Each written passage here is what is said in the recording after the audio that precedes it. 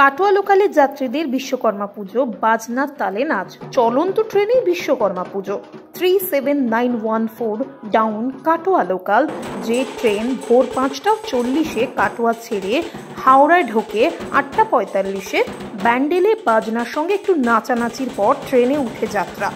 কাটোয়া থেকে প্রায় 3 ঘন্টার যাত্রা পথে নানা ঘটনার সাক্ষী থাকে নিত্যযাত্রীরা। প্রতিদিন ট্রেনে করে কর্মস্থলে পৌঁছে যান সবাই, আবার দেখা হয় পরদিন একই সময়। বয়সের বাধা নেই, একটা অন্যরকম বন্ধুত্ব গড়ে ওঠে ট্রেনেই। সেই ট্রেনের 4 নম্বর কামরার নিত্যযাত্রীরা মূর্তি এনে ট্রেনের কামরার ভিতরেই পুজো করেন বছর বছর। করোনার সময় ট্রেন বন্ধ থাকায় তাতে ছেদ পড়েছিল, তবে এখন আবার হচ্ছে প্রতি বছর। রীতিমতো ঢাক ঢোল কাসর বাজিয়ে পুরোহিতদের মন্ত্রোচ্চারণের যন্ত্রের দেবতার পুজো হচ্ছে।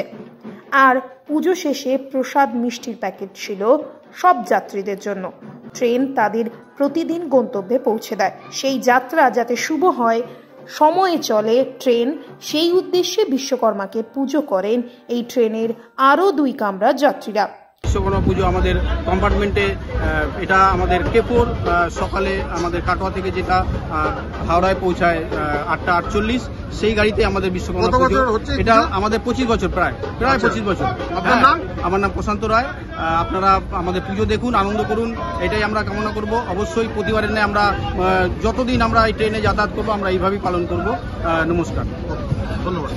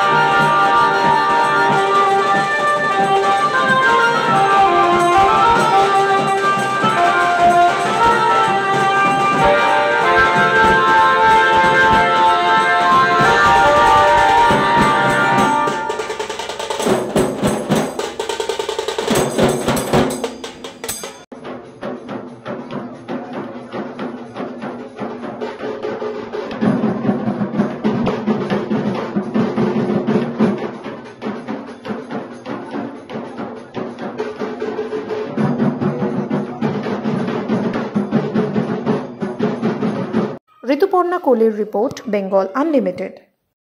রয়েছে আরও খবর, আর এই খবরের আপডেট পেতে আপনারা সাবস্ক্রাইব করুন এই চ্যানেলটিকে।